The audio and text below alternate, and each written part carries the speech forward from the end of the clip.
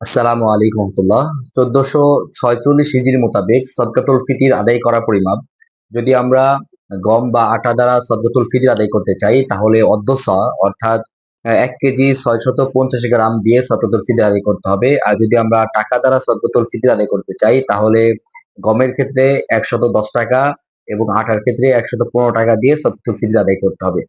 দ্বিতীয়ত যদি আমরা জব দ্বারা সদকাতুল ফিতির আদায় করতে চাই তাহলে এক সা অর্থাৎ 3 কেজি 300 গ্রাম দিয়ে সদকাতুল ফিতর আদায় করতে হবে।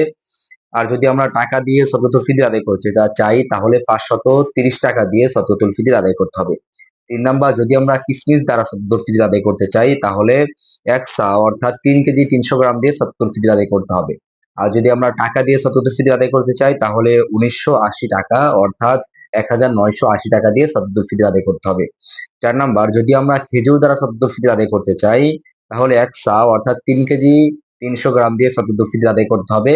আর যদি আমরা টাকা দিয়ে সদকাতুল ফিতর আদায় করতে চাই তাহলে 2310 টাকা অর্থাৎ 2310 টাকা দিয়ে সদকাতুল ফিতর আদায় করতে হবে।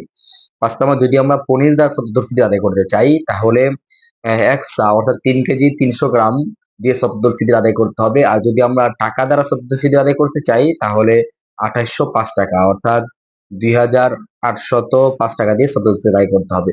প্রিয় সাথী ভাইরা, এইটাই কি পরিমাপ নির্ধারণ।